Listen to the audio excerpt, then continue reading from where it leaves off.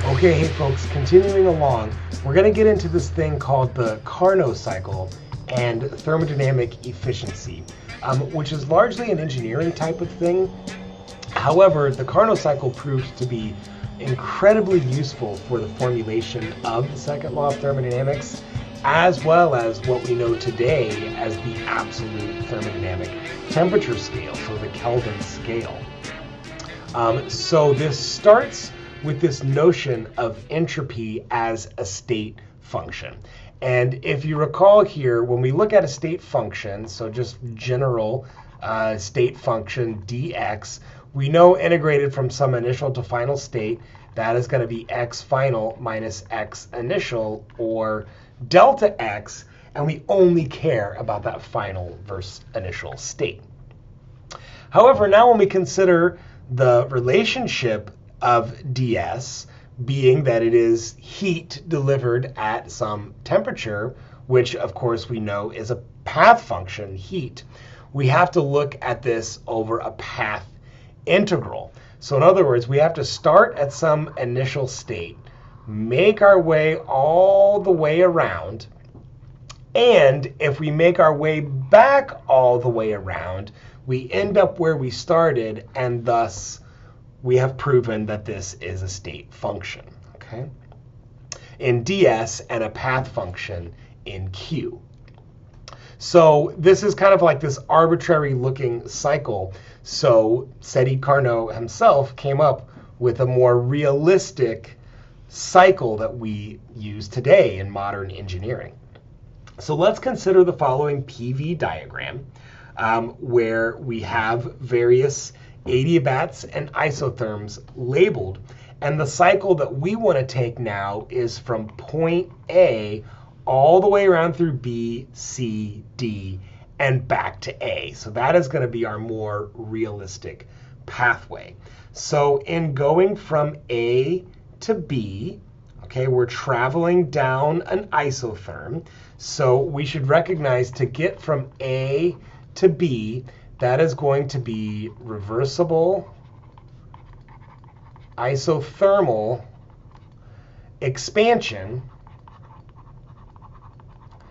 And we'll say that that is occurring at some hot temperature, TH. And we know this is a hotter temperature, this isotherm, than this isotherm down here, because recall the relationship of Boyle's law. Okay? So to make this happen, work is negative. We're expanding. And thus heat, ooh, that was a weird little thing that happened there. And thus heat must be greater than 0, and of course equal to the work done, because this is all occurring isothermally. So we need an input of heat. That's going to be plus QH to make this happen. So I'm going to draw an arrow going in to say plus QH to fuel this expansion. Okay, so for our next process from B to C, that's going to occur over an adiabat. So B to C will describe the reversible adiabatic expansion. Adiabatic expansion. Okay, and as a result, because it's undergoing this expansion adiabatically, it's going to have to cool. So TH will become TC.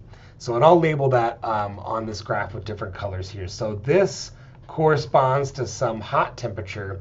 This isotherm corresponds to some cold temperature. Okay. So now we've made our way down to C right there. And to get back around, we have to now move up the isotherm from C to D, and that will again be reversible isothermal, this time compression. And that's occurring at TC. And now this time we should recognize work is positive because we're compressing this thing, and thus heat is negative, equal and opposite to the work done. So that means heat is coming out of this thing, so negative QH. So now I'll say along this isotherm, heat evolves back out. And I'll say, I wrote H, but I'm going to make sure that we're consistent here. That is C, heat occurring at the cold temperature. Okay, apologies. And then finally, to make our way back to where we started in this cycle, that's going to be D to A, which will in this case be reversible adiabatic compression. Okay? And that will, in effect, bring our temperature back up to the hot temperature. Let me write that again. Sorry about that. Right? Because in order to do that compression adiabatically, heat must be evolved. Okay? So that is our full cycle. So let's put some equations into this mix. Okay? So we note here that because from A to B, we're talking about the reversible isothermal expansion of an ideal gas. Our work was negative, and that has to equal the positive heat supplied. Well, we've done that before. We've integrated that equation, the equation for work, PDV, right? And that's going to become nRTH natural log of, and I'm going to write this as VB over VA. Okay. So at point, let's see, 2, I'm following what I did here on my other notes, and that doesn't look right. So similarly now, I'm going to skip one over here. So from C to D, we know that's going to be the same, except for at a different temperature. So in this case, positive work has to equal negative Q.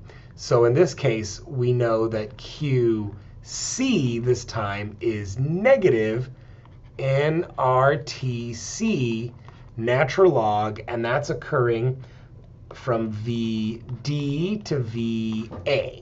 Okay, so those are our isotherms. What about our adiabats?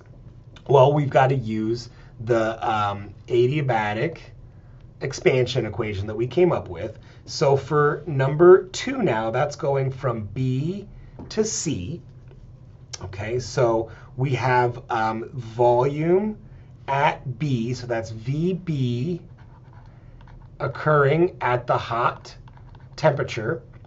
And we know that's raised to some power C that contains information about our adiabatic index. And then now that's going down to VC at the cold temperature, still raised to that C power. And then now similarly on our way up here on number 4 from D to A, that's going to be VD occurring at TC raised to some C power. And then now that takes us back to VA occurring at the hot temperature. And so I'm not going to go through this algebra any further than this, but if we were to combine all of these equations and considering our closed loop path, right, back to that whole idea, and I'm going to jump up all the way up to this slide where I left myself more space down here. So we recognize in our path integral now, we had at stage 1 QH over TH. That was our isothermal expansion. Stage 2 was adiabatic, so no heat delivered. Stage 3 was QC occurring at TC. And then finally, stage 4 was also occurring adiabatically, so that equals 0. And checking in here and remembering our signs, QH was positive, QC was negative, so that's a positive, and that's a negative. And thus what we end up with is the following. I'm going to make sure that I'm writing this down correctly. We end up with QH over QC equals TH over TC, which is pretty cool. So those ratios of heats are related to the ratio of the temperatures, which is pretty awesome. And I think there actually needs to be a negative sign in there looking at my notes, but the ratio to me is more important than these sign changes. So like we could put absolute values on all of these, right? Recognizing that the temperatures themselves will not be negative, right? They're only positive quantities, okay? So, so now using that information, we can begin to think about how to create a machine that gives us this type of cycle and what to expect of its efficiency, so its ability to do work for us. So the second law implies that all reversible engines have the same efficiency regardless of their construction. So we just did that Carnot cycle through properties of ideal gases. However, in the second law, it doesn't matter if that was an ideal gas. The Carnot cycle sets the stage for this being an ideal gas, but we can prove that those relationships, ratios of heat equaling the ratios of temperature, are true regardless of what material that we're working with. And so to do that, we'll introduce this concept of thermodynamic efficiency, okay, which gets a Greek letter eta. So eta kind of looks like a fancy N. And so that is the work delivered, and I'm going to put absolute values on this just so we don't get confusion with exothermic and endothermic, over the heat. So it's work performed over heat delivered, and the heat delivered will come from the hot source, right? A hot source delivers heat to a cold source. So in this picture, for example, suppose we have our hot source occurring at TH. It gives up 20 joules of heat from that hot source, but only 5 joules of that are able to be used as work, where the remaining 15 are dispersed out into the surroundings or into our cold sink, TC. So our efficiency of this machine, quite simply, as you can see, would be 25%, right? That would be 5 joules over 20 joules. Again, we're not worried about the signs here. So that would be 0.25 or 25% efficiency. So if we keep playing with these equations and going back to that relationship I showed here, where eta, let's keep talking about that here, where the efficiency equals work over QH. Well, we should recognize that the work performed, as you can see from this equation, is going to be the difference between the heat at the cold source, the heat delivered to the cold source, versus the heat delivered from the hot source. And again, we'll do absolute values here.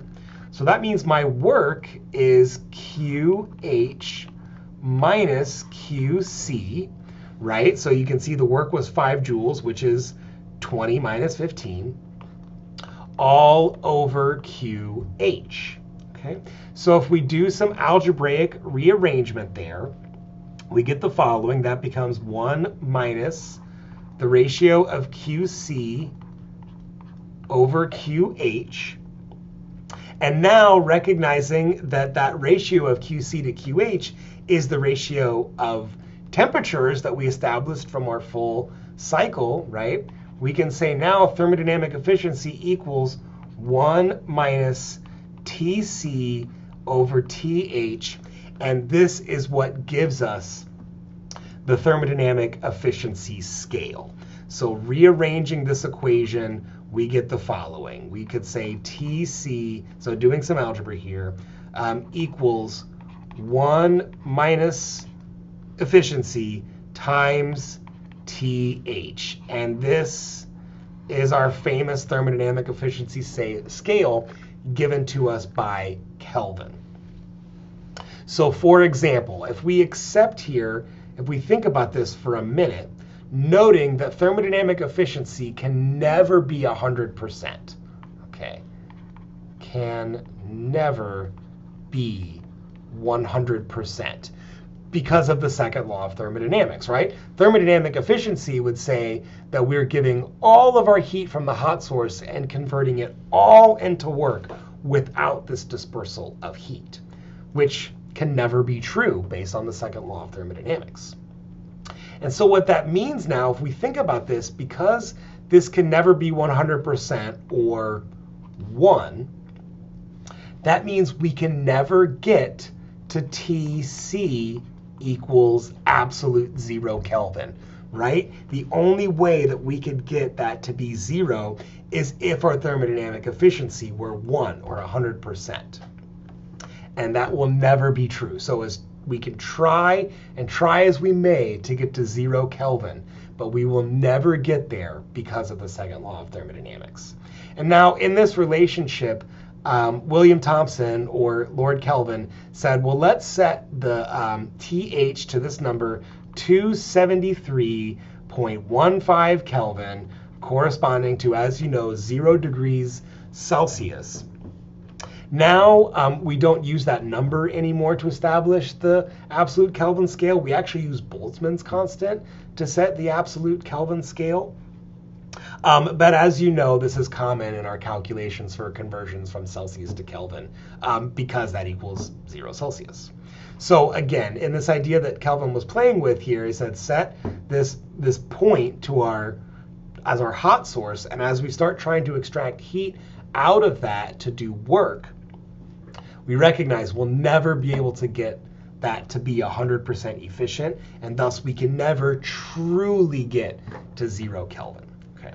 So the last thing that I'll kind of say about this with these thermodynamic efficiencies, if we start now combining multiple machines together in some kind of effort to enhance our thermodynamic efficiency, we'll run into the same argument. Okay.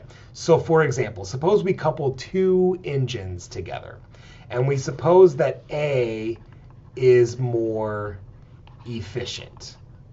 Okay. So, and I should say suppose, and that's a big suppose. So the idea now here is the hot source is giving heat to the cold sink, and some of that heat is being converted into work. Well, if A is more efficient, then that means that not only can some of that heat be converted into work, but some of that heat can come right back in a reversible way and be delivered to the hot source to make this a full cycle, right? So at first, this seems like a great way to drive a Carnot cycle.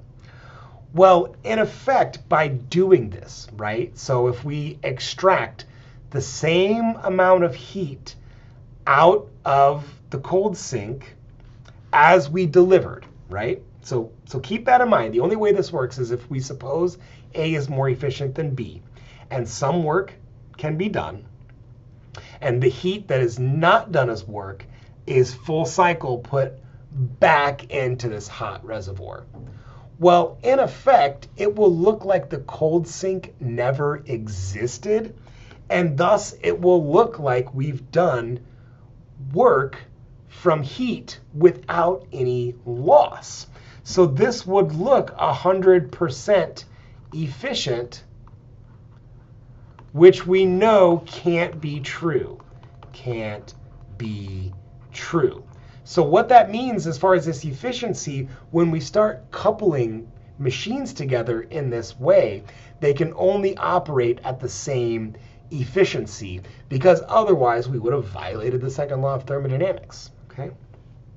So I know that was heavy and like the kind of the engineering stuff, but it is important to recognize that this idea is what led to the modern temperature scale that we know and love today. And it's also really what set the stage for modern engineering. Okay, folks, I'll see you in the next video.